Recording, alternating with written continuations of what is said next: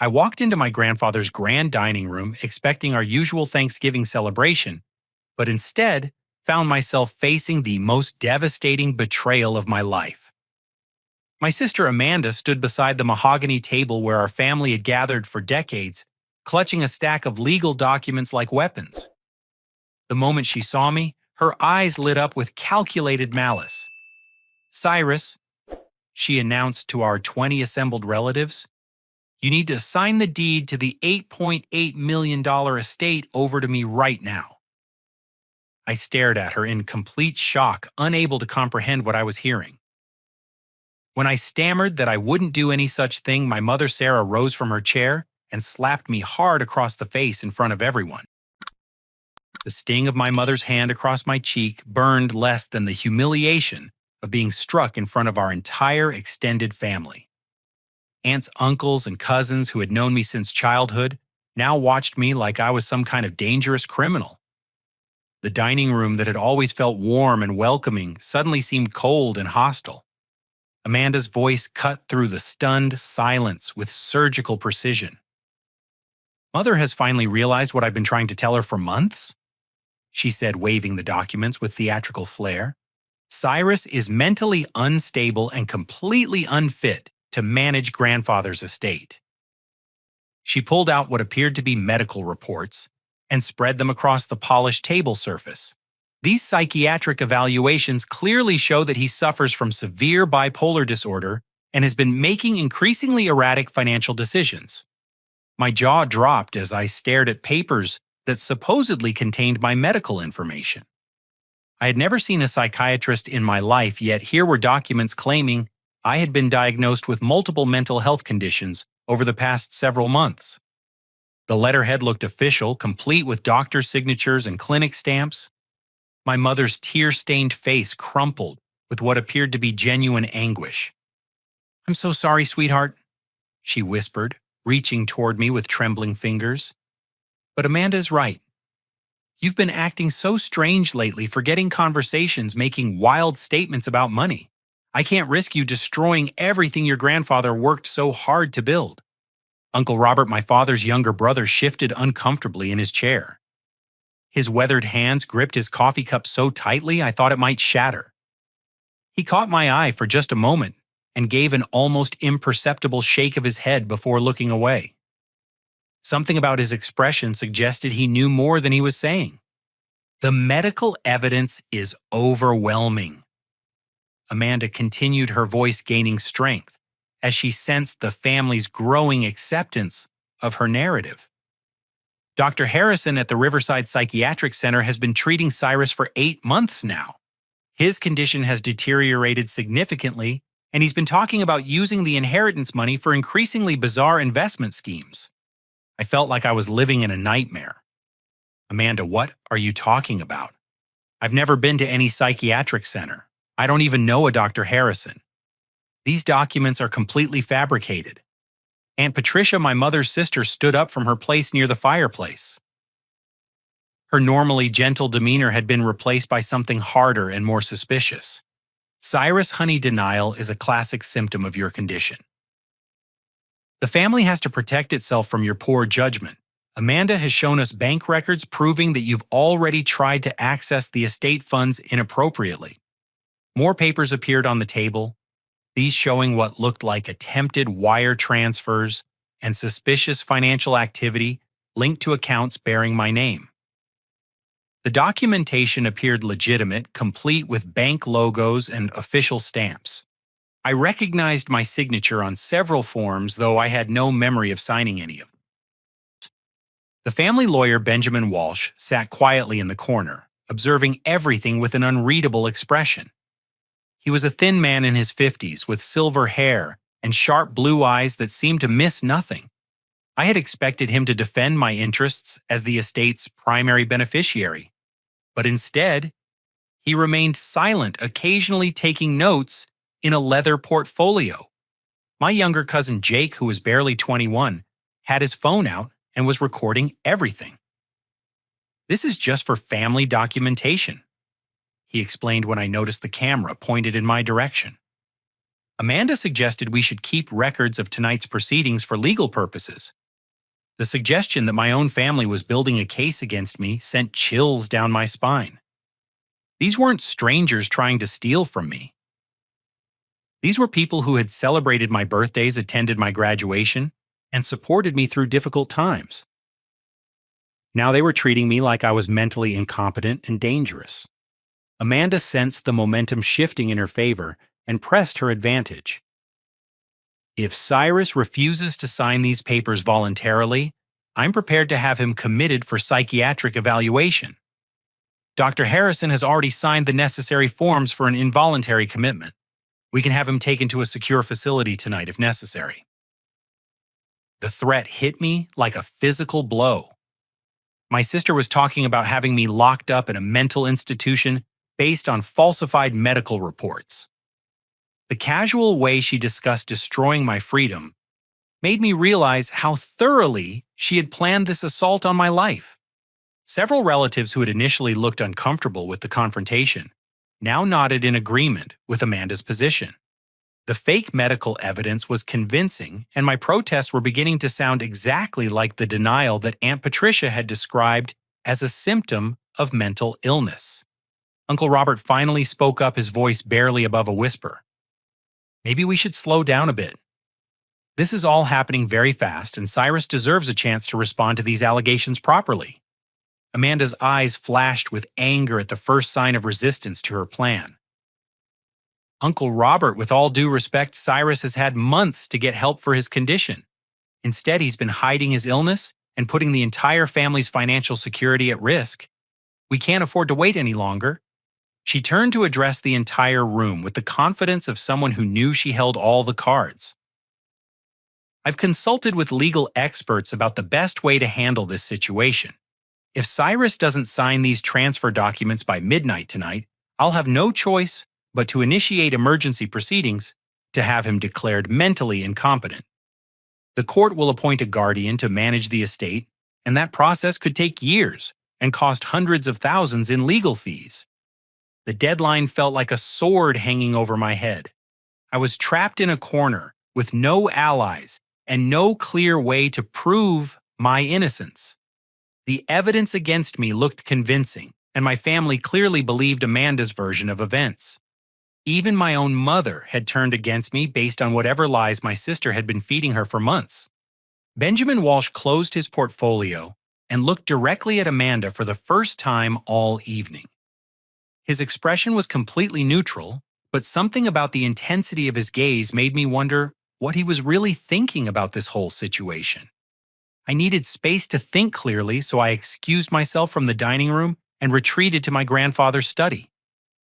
The familiar smell of old leather and pipe tobacco usually brought me comfort, but tonight it only reminded me of everything I was about to lose.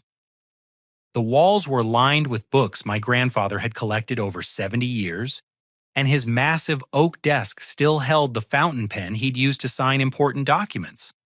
As I sat in his worn leather chair trying to process the nightmare unfolding around me, I noticed something I had never seen before. Behind a section of the bookshelf dedicated to American history, there was a gap between two volumes that revealed what looked like a hidden safe built into the wall. My grandfather had been meticulous about security, but he'd never mentioned any concealed compartments in his study. The safe's combination lock appeared to be an old mechanical model with numbers worn smooth from decades of use. On a desperate impulse, I tried my grandfather's birthday. Nothing. I tried my grandmother's birthday, still nothing. Then I remembered something he'd told me years ago about the importance of family history. I entered the year our family had first arrived in America, and the heavy door clicked open. Inside the cramped compartment, I found a manila envelope marked with my name in my grandfather's distinctive handwriting. The envelope contained a letter dated exactly 1 week before his death, along with several other documents that would change everything I thought I knew about my family. The letter began with words that made my hands tremble. My dear Cyrus, if you are reading this, then Amanda has begun her final assault on our family's integrity, just as I predicted she would. My grandfather's careful script continued. I have known about your sister's true nature for many years, but I lacked sufficient proof to act until recently. 3 months ago, I hired a private investigator named Marcus Chen to document her activities. What he discovered will shock you, but it will also give you the weapons you need to protect yourself and our family from her manipulations. The next document was a comprehensive investigative report that detailed Amanda's involvement in our father's business collapse 5 years earlier. According to the private investigator's findings, Amanda had systematically sabotaged Dad's construction company by leaking confidential bid information to competing contractors. She had access to his files through her job as his administrative assistant, and she used that access to ensure that he lost every major contract for 8 months. The financial records were devastating. Amanda had secretly taken out loans against the business, using forged documents and her access to Dad's accounts. When those loans went into default, they triggered a cascade of financial problems that ultimately destroyed the company Dad had spent 20 years building. The investigator had documented phone calls between Amanda and representatives from rival construction firms. Transcripts showed her providing detailed information about Dad's pricing strategies, material costs, and project timelines. In exchange, she received cash payments that she deposited into secret accounts under fake names. The most heartbreaking discovery was the connection between Amanda's sabotage and our father's fatal heart attack. The stress of losing his business, combined with the shame of bankruptcy and the impact on our family's reputation, had literally killed him. Amanda hadn't just stolen money, she had murdered our father through calculated psychological torture. But the investigative report revealed even more disturbing information. Amanda had been embezzling money from our grandmother's nursing home fund for over 2 years. While claiming she couldn't afford to contribute to Grandma's care, she had actually been skimming money from the account and spending it on luxury vacations, expensive clothes, and a secret apartment in downtown Hartford. Photographs in the file showed Amanda at exclusive restaurants wearing designer jewelry and driving a BMW that she had supposedly leased with money she'd borrowed from friends. The contrast between her claimed poverty and her actual lifestyle was stark and undeniable. My grandfather's letter continued. The psychiatric reports she has shown your mother are completely fabricated. Dr. Harrison is a corrupt physician who has been paid to create false medical records for Amanda's schemes. She has used similar tactics against other wealthy families in Connecticut and Massachusetts. The final page of the letter contained a warning that made my blood run cold. Amanda plans to gain control of the estate and then sell it immediately. She has already been in contact with real estate developers who want to tear down our family home and build luxury condominiums. She intends to take the money and disappear possibly to another country where she cannot be extradited for her crimes. As I absorbed this information, I could hear voices escalating downstairs. Amanda was growing more aggressive with relatives who showed any sympathy for my situation. Through the study's partially open door, I caught fragments of her increasingly shrill demands for immediate compliance. I heard her threatening Uncle Robert. If you don't support the family's decision about Cyrus, you might find yourself cut off from any future financial assistance when the estate is settled. Aunt Patricia's voice wavered as she replied, Amanda, dear, I just think we should give him more time to understand what's happening. Time is exactly what we don't have, Amanda snapped back.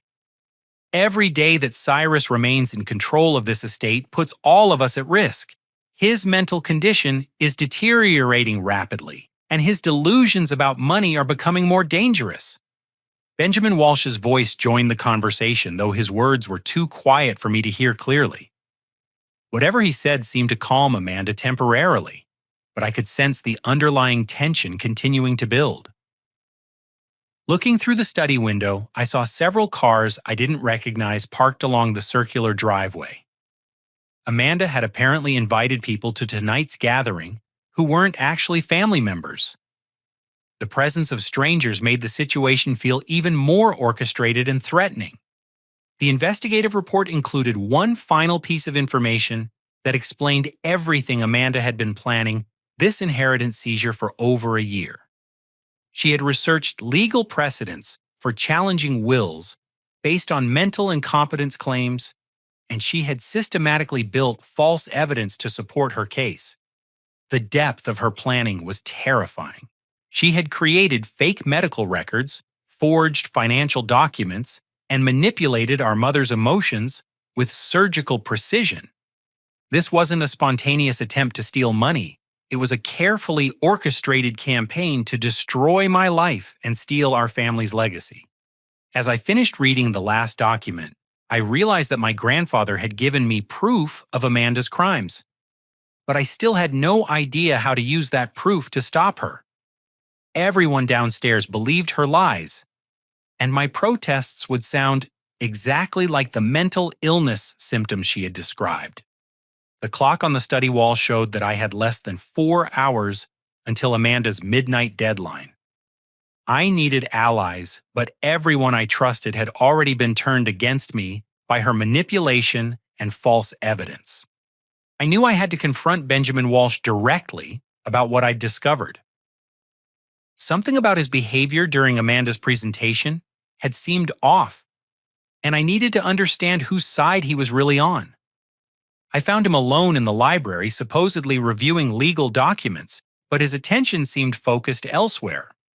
"Mr. Walsh," I said quietly, closing the library door behind me. "I need to ask you some very direct questions about what's happening here tonight." He looked up from his papers with those sharp blue eyes and studied my face for a long moment. "I was wondering when you would seek me out, Cyrus. Please sit down. We have much to discuss." His tone was different from what I'd heard during Amanda's presentation. There was no condescension or concern about my supposed mental health. Instead, he spoke to me like an equal, which was the first normal interaction I'd had all evening. "Before we begin," he continued, "I need to tell you something that will change your understanding of everything that's happened tonight. My name is Benjamin Walsh, but I'm not your family's lawyer. I'm a special agent with the Federal Bureau of Investigation Financial Crimes Division." The words hit me like a lightning bolt. I stared at him in complete shock, unable to process what he'd just revealed. "You're FBI, but you've been our family lawyer for months. You handled my grandfather's funeral arrangements." Agent Walsh reached into his jacket and produced official federal identification credentials. "Your real family lawyer, Thomas Morrison, died in a car accident 3 months ago. The circumstances of his death raised red flags in our fraud investigation unit. Mr. Morrison had been asking questions about suspicious banking activity related to your family's accounts. The revelation that our actual lawyer was dead sent chills down my spine. You think Amanda killed him? We can't prove that yet, but the timing was extremely convenient for her plans. Morrison had discovered irregularities in estate documentation and was preparing to contact federal authorities when his brakes failed on Route 9. Agent Walsh closed his credentials and leaned forward. "I've been investigating your sister for 18 months as part of a broader case involving inheritance fraud targeting wealthy New England families." My mind raced to catch up with these revelations. "So you know about the fake psychiatric reports? You know she's been lying about my mental health? Amanda has been running sophisticated inheritance scams across Connecticut, Massachusetts, and Rhode Island. She targets families with elderly patriarchs who have substantial estates, then manipulates family dynamics to gain control of those assets." He pulled out a tablet computer and showed me surveillance photos of Amanda meeting with various individuals I didn't recognize. She has accomplices in banking institutions, medical facilities, and legal offices who help her create fraudulent documentation. The photos showed Amanda in restaurants and offices, clearly conducting business meetings with people who looked like professionals. The timestamps indicated these meetings had been happening for over a year, confirming that her assault on our family had been planned far in advance. Dr. Harrison, the psychiatrist who supposedly treated you, is actually a suspended physician who creates false medical records for $500 per report. We've documented over 30 cases where he's provided fabricated psychiatric evaluations for Amanda's schemes. Agent Walsh showed me wiretap transcripts that made my stomach turn. I saw my sister's words in black and white discussing how to forge my grandfather's signature on estate documents and planning ways to manipulate our mother's emotional vulnerability. Amanda has already transferred $2 million from your grandfather's estate to offshore banking accounts in the Cayman Islands and Switzerland. She accomplished this by using forged power of attorney documents and her access to your grandfather's financial information during his final illness. The scope of her theft was staggering. She hadn't just planned to steal my inheritance, she'd already been stealing it for months while my grandfather was dying. The cruelty of robbing a man on his deathbed while pretending to care for him revealed a level of evil I hadn't imagined possible. Tonight's gathering serves multiple purposes for Amanda's final phase, Agent Walsh explained. She needs witnesses to your supposed mental incompetence to legitimize her legal claim to the remaining assets. She also needs your signature on documents that will give her complete control over the estate's liquid assets. I thought about all the relatives who had been convinced by her performance tonight. So everyone upstairs really believes I'm mentally ill. Some do, but others are being coerced through different methods. Amanda has been collecting compromising information about various family members for months. She has evidence of tax evasion, insurance fraud, and other illegal activities that she uses to ensure compliance with her plans. The idea that my sister had been systematically blackmailing our own relatives was almost too horrible to believe. How long have you known about tonight's plan? We've been monitoring her communications for 3 months. We knew she was planning to make her final move during the Thanksgiving gathering, but we needed her to attempt the actual fraud before we could make arrests. Federal prosecutors require evidence of completed crimes, not just conspiracy. Agent Walsh's explanation made me realize that I was essentially bait in an FBI investigation. So you're using me to catch her in the act. We're using her greed and arrogance against her. Amanda believes she's in complete control of this situation, but every word she's spoken tonight has been recorded by federal surveillance equipment. Her confession about the fake medical reports and her threats regarding involuntary commitment constitute multiple felony charges. The knowledge that federal agents were recording everything gave me some comfort. But I was still trapped in a nightmare scenario with my family turned against me. What happens if she figures out you're not really our lawyer? She won't. We've been very careful to maintain the fiction, and Amanda's ego makes her believe she's manipulating everyone around her. She thinks you're mentally ill and that I'm just another corrupt professional she can control. Agent Walsh showed me more surveillance evidence, including photographs of Amanda's secret apartment and documentation of her lavish spending while claiming financial hardship. The contrast between her public persona and her private lifestyle was stark. There's one more thing you need to know. Agent Walsh said, his voice growing more serious. We have evidence suggesting that your grandfather's death may not have been entirely natural. Preliminary toxicology tests detected traces of arsenic in tissue samples, but we need more evidence before we can pursue murder charges. The suggestion that Amanda had poisoned our grandfather made me feel physically sick. The woman upstairs manipulating our family wasn't just a thief, she might be a cold-blooded killer who had murdered the man who raised us. Tonight's operation will give us everything we need to arrest Amanda and dismantle her entire fraud network. But I need you to continue playing your part.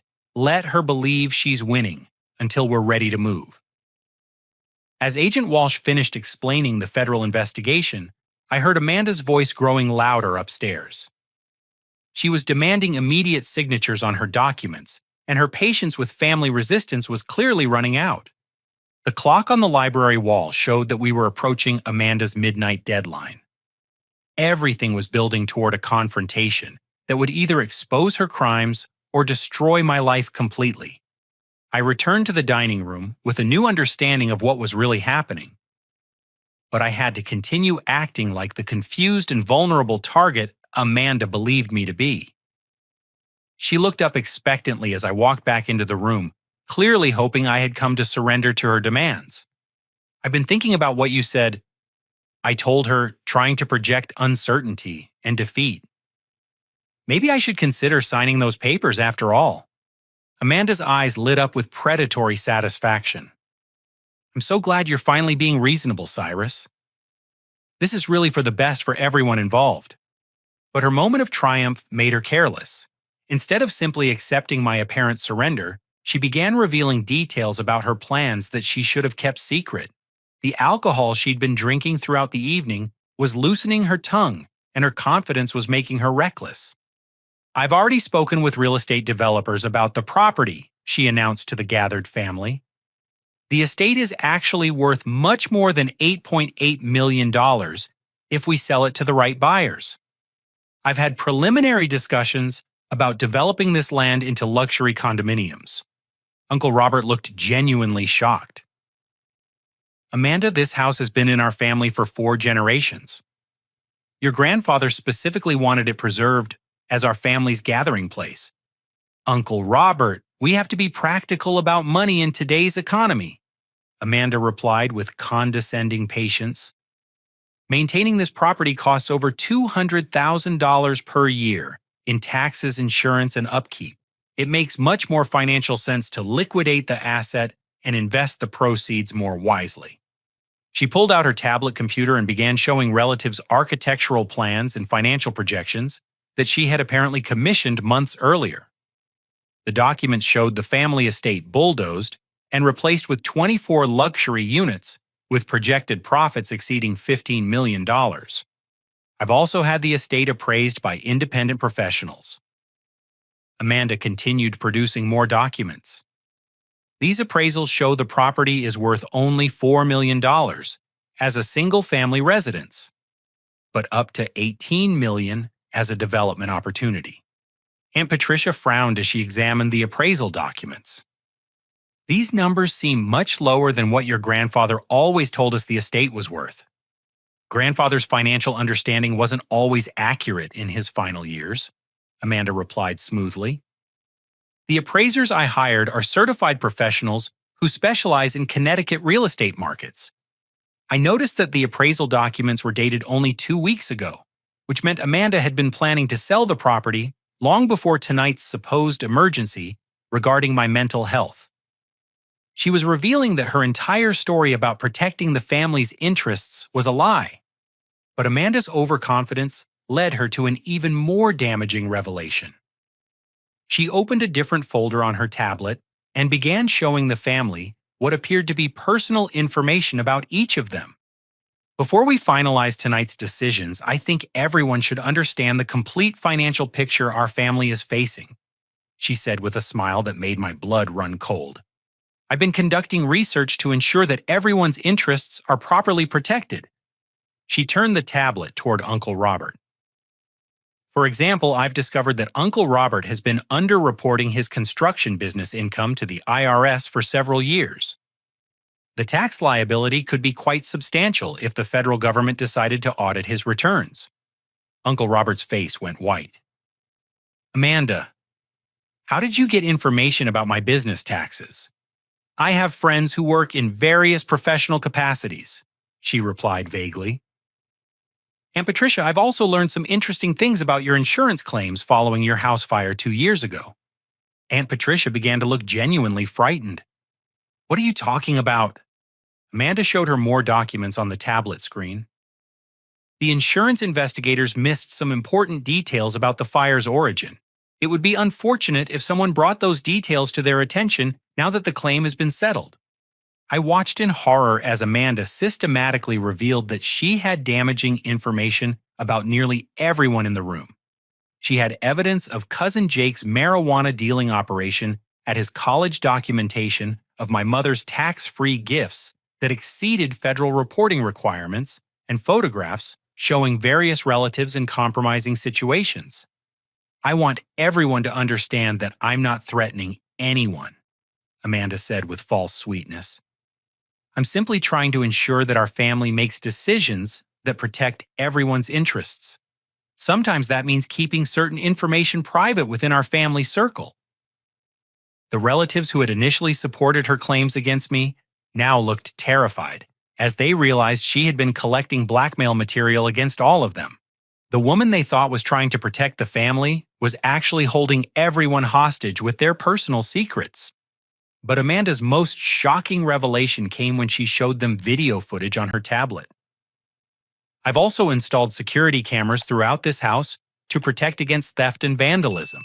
Those cameras have recorded some very interesting conversations over the past several months. She played clips of relatives making private comments about family finances, personal relationships, and business dealings that they clearly never intended to share with others.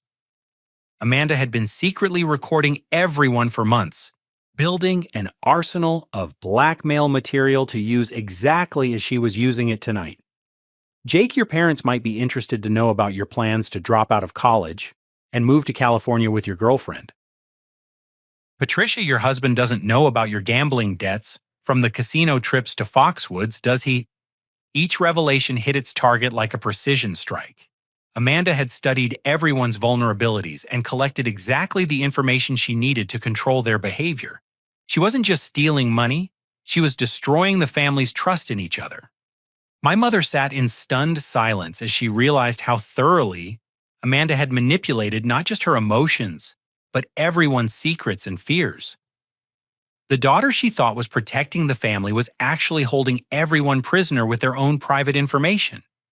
"I need signatures on these transfer documents tonight," Amanda declared, returning to her original demand. Anyone who chooses not to support this decision might find that their personal information becomes less private than they would prefer. The room filled with a terrible silence as everyone processed what Amanda was really telling them. She had turned their family gathering into a hostage situation where compliance was ensured through blackmail and intimidation. Agent Walsh sat quietly observing Amanda's confession to multiple federal crimes, including extortion, blackmail, invasion of privacy, and conspiracy. Every word she spoke was being recorded by federal surveillance equipment, giving prosecutors everything they needed for a comprehensive criminal case. But Amanda wasn't finished. She looked directly at me with cold calculation. "Cyrus, you have exactly 30 minutes to sign these papers before I contact Dr. Harrison about emergency psychiatric commitment proceedings. After midnight, your cooperation becomes irrelevant because you'll be in a secure facility undergoing treatment for your mental health crisis." The countdown to midnight felt like a bomb timer ticking toward an explosion that would destroy everything I cared about. Amanda had cornered not just me, but our entire family, using their secrets and fears as weapons to ensure their silence and compliance. The trap was set, but I still didn't know when or how Agent Walsh planned to spring it. All I could do was continue playing my role and hope that federal justice would arrive before Amanda's deadline destroyed my life forever. I looked around the room at my family members' frightened faces and realized that this was the moment everything had been building toward. Amanda thought she held all the cards, but she had no idea that her entire scheme was built on a foundation that had already crumbled. Standing up slowly, I addressed the room with a calm confidence that surprised even me. "Amanda, before I sign anything, I think our family deserves to know the complete truth about what's been happening here." She looked annoyed, but not particularly concerned. "Cyrus, we don't have time for more of your confused rambling. You need to focus on the reality of your situation. The reality is that everything you've told our family tonight is based on a fundamental misunderstanding," I said, pulling out the documents I had found in my grandfather's safe. "You see, our grandfather anticipated exactly what you would try to do, and he took legal action to protect all of us from your schemes." Amanda's confident expression wavered slightly. "What are you talking about?" I held up the official trust documentation that my grandfather had filed with both federal and state authorities months before his death. The $8.8 million estate you're trying to claim doesn't actually belong to any individual family member anymore. Grandfather transferred the entire estate into an irrevocable family trust with me as the sole trustee. The room erupted in confused murmurs as relatives tried to understand what this meant. Amanda grabbed the documents from my hands and scanned them frantically, her face growing paler with each page. "This is impossible," she said, her voice rising. "These documents are fake. You forged these to try to get out of signing the transfer papers."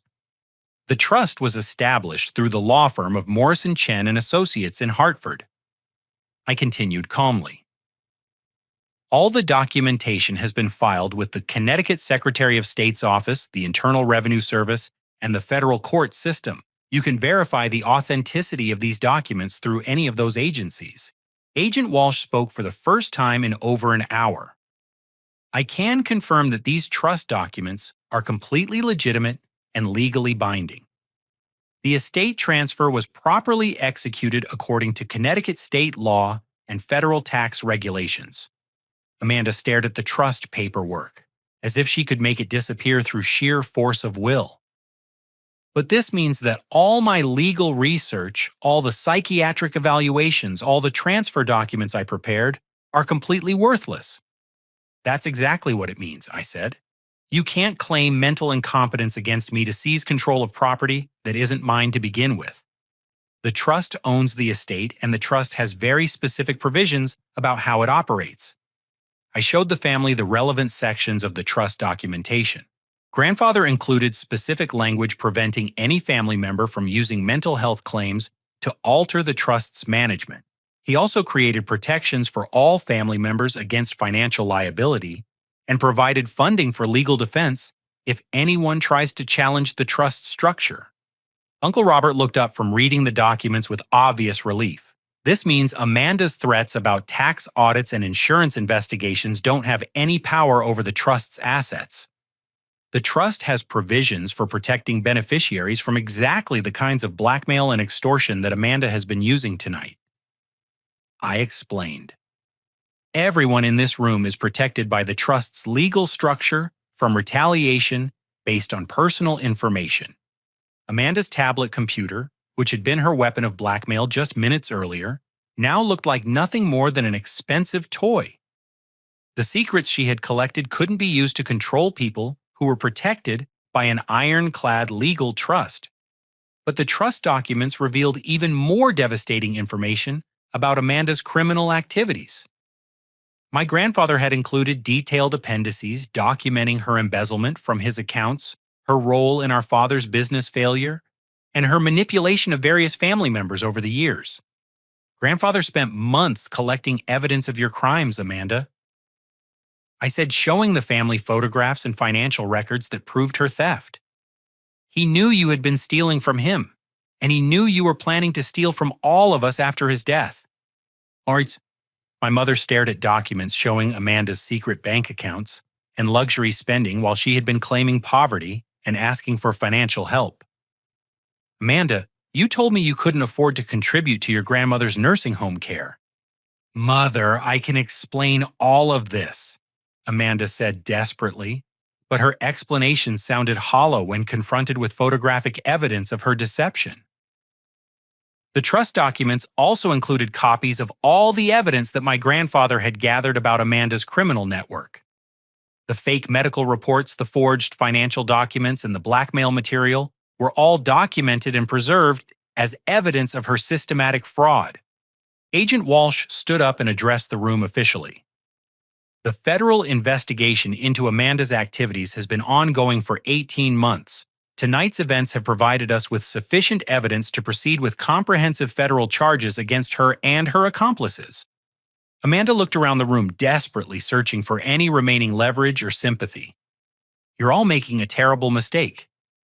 I was trying to protect this family from Cyrus's mental illness and financial irresponsibility. The only mental illness in this room is your sociopathic willingness to destroy your own family for money," I replied. "The trust protects everyone here from your manipulation, and federal law enforcement will protect society from your criminal activities." My mother finally understood the full scope of how Amanda had manipulated her grief and fear. She stood up and walked over to me with tears streaming down her face. Cyrus, I am so deeply sorry for believing her lies and for striking you tonight. I don't know how I can ever make this right. You were grieving and vulnerable, and Amanda took advantage of that, I said, embracing my mother for the first time in months. What matters now is that our family can heal from the damage she's caused. The relatives who had been terrified of Amanda's blackmail threats now looked at her with a mixture of disgust and pity. The woman they had feared was revealed as nothing more than a criminal who had preyed on their love and loyalty. Amanda made one final desperate attempt to salvage her position. I'll challenge this trust in court. I'll prove that grandfather was mentally incompetent when he signed these documents. Agent Walsh smiled grimly. You'll find it difficult to challenge legal documents from a federal prison cell, and the trust includes specific provisions requiring anyone who challenges it to pay all legal costs for the successful defense. The trap had finally closed around Amanda, but she still had one more devastating secret that none of us were prepared to hear. Agent Walsh stood up and spoke into what I now realized was a concealed microphone. Control this as Agent Walsh. We have sufficient evidence for arrest. Move in now. Within seconds, the dining room filled with federal agents wearing FBI tactical gear.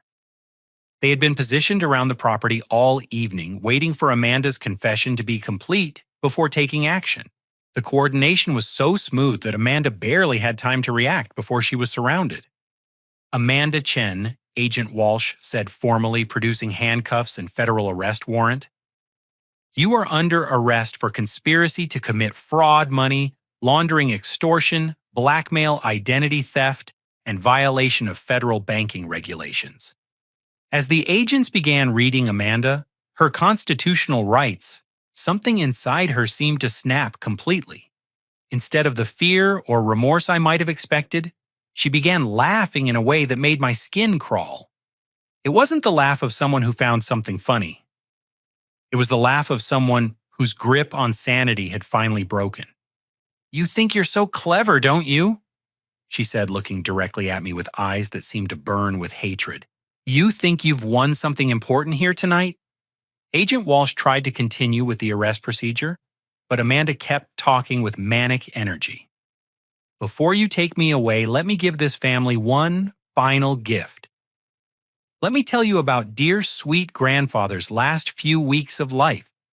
A chill ran down my spine as I realized what she was about to reveal. Agent Walsh had mentioned suspicions about my grandfather's death, but I hadn't wanted to believe that Amanda could be capable of actual murder. Grandfather didn't die peacefully in his sleep, like everyone thinks, Amanda announced with horrifying satisfaction. He died because I wanted him to die, and I made sure it happened exactly when I needed it to happen.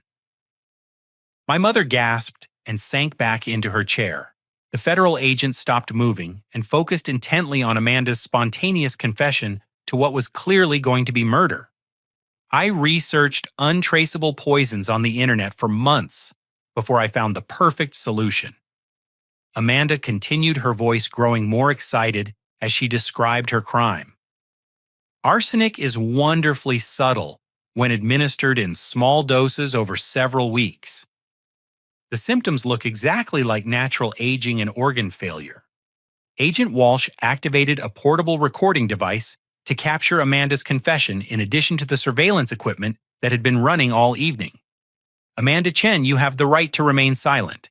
Anything you say can and will be used against you in a court of law. But Amanda was beyond caring about legal warnings. The thrill of finally revealing her complete control over our family's fate was too intoxicating for her to stop. I slipped tiny amounts of arsenic into his coffee every morning when I visited to help take care of him during his final illness. The visiting nurses thought I was such a devoted granddaughter. The casual way she described poisoning our grandfather made several relatives physically sick. Uncle Robert rushed to the bathroom, and Aunt Patricia began sobbing uncontrollably. The best part was watching him decline while everyone praised me for being so caring and supportive. Amanda continued with demonic glee. I would sit by his bedside holding his hand while the poison I'd given him slowly shut down his kidneys and liver. Agent Walsh tried again to stop her from incriminating herself further, but Amanda was determined to reveal the full scope of her evil. I also had help from someone at Hartford Hospital, who made sure his medical records showed natural causes of death instead of poison symptoms. This revelation meant that Amanda had accomplices in the medical system who had helped her cover up murder. The federal investigation was apparently much larger than I had realized, involving corruption in multiple institutions. When grandfather started asking too many questions about missing money from his accounts, I knew I had to accelerate his death schedule. Amanda explained with scientific detachment. I increased his arsenic doses and made sure he died before he could contact any lawyers or investigators. The admission that she had murdered him specifically to prevent him from exposing her theft was devastating. Amanda hadn't just killed our grandfather. She had tortured him with poison while he tried to protect our family from her crimes. Agent Walsh finally managed to interrupt her confession. Amanda Chen, you are also under arrest for the first-degree murder of Harold Chen. You have the right to an attorney. If you cannot afford an attorney, one will be appointed for you. But Amanda just laughed louder. You'll never be able to prove murder unless you exhume his body and test for arsenic. And even if you do find poison, you'll never be able to prove that I was the one who administered it. We exhumed your grandfather's remains 3 weeks ago, Agent Walsh replied calmly. The toxicology results confirmed lethal levels of arsenic in his tissue samples. Your confession tonight provides the final evidence we needed to prove you were the source of that poison. For the first time all evening, Amanda looked genuinely shocked. She had no idea that federal investigators had already gathered physical evidence of her murder. Her confident confession had just sealed her fate for a crime she thought she had gotten away with. The federal agents placed Amanda in handcuffs and began escorting her toward the front door. But she wasn't finished trying to hurt our family. As they led her past my mother's chair, she leaned down and whispered something that made my mother scream in anguish. What did she say to you?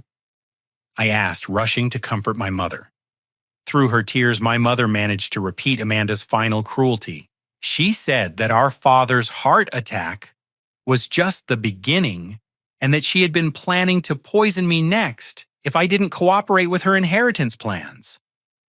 The suggestion that Amanda had been planning to murder our mother as well was the final proof that we weren't dealing with a desperate criminal, but with a calculating sociopath who viewed family members as obstacles to be eliminated. As the federal agents loaded Amanda into their vehicle, she continued screaming threats and accusations at everyone who had failed to support her schemes.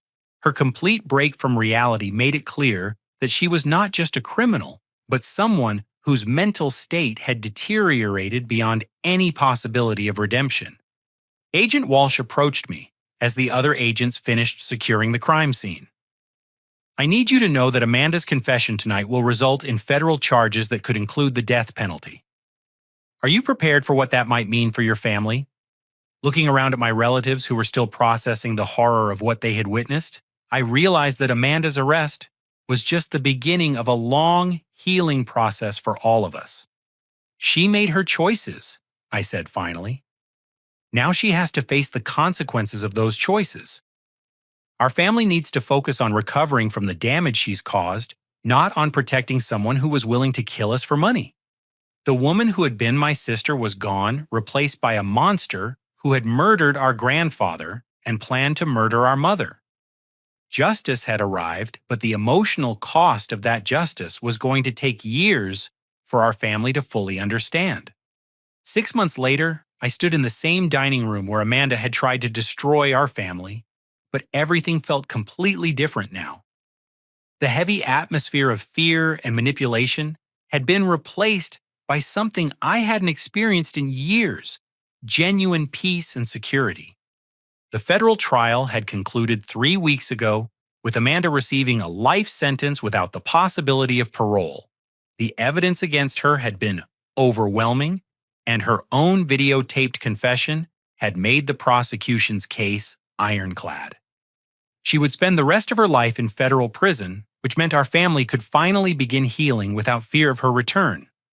My mother had undergone intensive therapy to process not just her grief over losing my grandfather, but also the trauma of realizing how completely Amanda had manipulated her emotions and judgment. The guilt she felt about striking me that night at the gathering had been eating away at her. But our relationship had grown stronger through honest communication about what we had both experienced. I keep wondering how I could have been so blind to what she was really doing, my mother said as we sat together in the study where I had first discovered my grandfather's hidden evidence. The signs were all there, but I was so afraid of being alone that I let her convince me you were the problem. Amanda was a master manipulator who had been practicing her techniques for years. I replied, holding my mother's hand. She studied your vulnerabilities and used them against you with surgical precision. What matters now is that we're both free from her influence and can build an honest relationship going forward. The family trust had worked exactly as my grandfather had intended. Instead of creating conflict over inheritance, it had provided security and protection for everyone who had been targeted by Amanda's schemes. Uncle Robert had been able to resolve his tax issues without fear of financial ruin, and Aunt Patricia had received support to address her gambling debts through legitimate means rather than insurance fraud. Cousin Jake had used trust funds to complete drug rehabilitation treatment and was now working as an apprentice electrician while finishing his college degree online. The young man who had been dealing marijuana and headed towards serious legal trouble was building a legitimate career with the support and guidance of family members who genuinely cared about his success.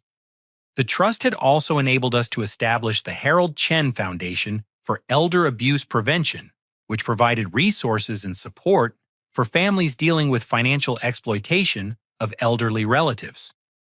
My grandfather's legacy was now helping other families avoid the kind of manipulation and theft that Amanda had inflicted on us. The secret recordings and surveillance equipment that Amanda had installed throughout the house had been completely removed by federal investigators. Our family gatherings were now private again based on trust and genuine affection rather than fear of exposure and blackmail. But perhaps the most important change was the quality of our family relationships. Without Amanda's constant manipulation and poisonous influence, relatives who had been turned against each other were rediscovering their natural bonds of love and support. Uncle Robert and I had developed a close working relationship, managing the trust's charitable activities, and Aunt Patricia had become one of my mother's closest emotional supporters. The estate itself had been restored to its original purpose as a gathering place for family celebrations and important conversations. Instead of being torn down for luxury condominiums, it was serving multiple generations of relatives who understood its value as something that couldn't be measured in dollars.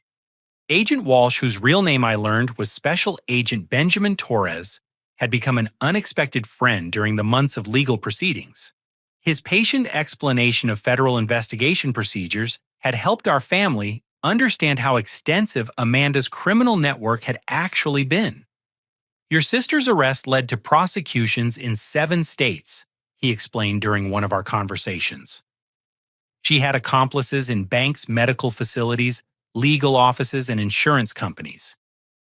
The federal task force shut down an entire network of inheritance fraud operations that had been stealing from families throughout New England.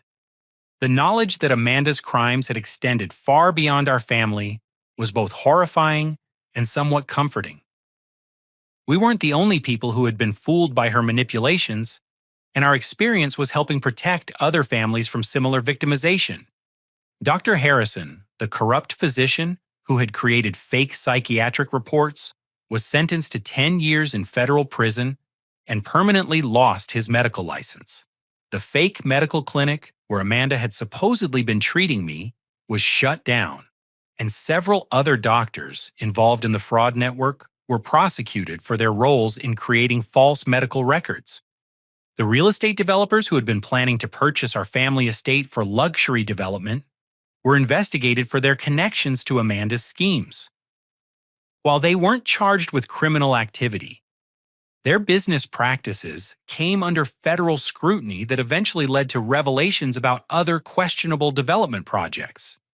My mother and I had established new traditions for family gatherings that emphasized honest communication and mutual support. Instead of formal dinners, where people felt pressure to present perfect facades, we organized casual activities where relatives could share their genuine thoughts and concerns without fear of judgment or manipulation. I've learned that family isn't just about blood relationships. My mother reflected during our most recent gathering. It's about people who choose to support each other through difficult times and celebrate each other's successes without hidden agendas. The trust structure had given me significant responsibility for managing family resources, but it had also provided clear guidelines about how those resources should be used for everyone's benefit. Instead of creating resentment about unequal inheritance, the trust had become a source of security and opportunity for the entire extended family. As I looked around the dining room where Amanda had tried to destroy everything our grandfather had built, I felt profound gratitude for his wisdom and foresight. He had understood Amanda's true nature long before anyone else, and his careful planning had saved not just our financial security but our family relationships. The most important lesson I had learned through this entire ordeal was that genuine strength comes from protecting others rather than exploiting them. Amanda had pursued power through manipulation, theft, and even murder, but that path had ultimately led to complete destruction of everything she claimed to value. My grandfather's approach had been completely different. He had used his resources and influence to create security and opportunity for multiple generations of family members. His legacy wasn't measured in dollars, but in the love and trust that continued to grow between people he cared about. The evening sun was setting through the dining room windows as I finished reflecting on how much our family had changed and grown over the past months. Tomorrow would bring new challenges and opportunities, but we would face them together as people who had learned to value honesty, loyalty, and genuine care for each other's well-being. I realized that my grandfather's greatest gift to our family wasn't the money he had left us, but the example he had set for using resources to build something lasting and meaningful. The trust he had created wasn't just about financial assets. It was about creating trust between people who chose to support each other through whatever difficulties life might bring. As I turned off the lights in the dining room and headed upstairs, I felt confident that our family would continue growing stronger and more united with each passing year. Amanda's attempt to destroy us had ultimately revealed the depth of love and loyalty that connected us to each other. The inheritance she had tried to steal was never really about money at all. It was about belonging to something larger than ourselves and knowing that we had the support of people who genuinely cared about our happiness and success. That was a legacy no criminal could ever take away from us. Have you ever experienced a situation where someone you trusted completely betrayed that trust for personal gain? How did you rebuild your ability to trust others after discovering someone's true motives were so different from what they pretended? I'd love to hear about your experiences with family dynamics and how you've worked to maintain healthy relationships despite challenges and conflicts. Thank you for joining me through this difficult but ultimately hopeful story about how families can survive even the most devastating betrayals when they choose to support each other with honesty and genuine love. I hope sharing my experience helps others recognize the warning signs of manipulation and understand the importance of protecting vulnerable family members from those who would exploit their trust. Please like this video. If it resonated with your own experiences, subscribe to hear more stories about family dynamics and personal growth. Share it with anyone who might benefit from understanding how trust can be rebuilt after betrayal, and comment below with your thoughts about maintaining healthy boundaries with family members who may not have your best interests at heart. Remember that no matter how dark things may seem when you're dealing with family betrayal, there are always people and resources available to help you protect yourself and rebuild stronger relationships based on mutual respect and genuine care.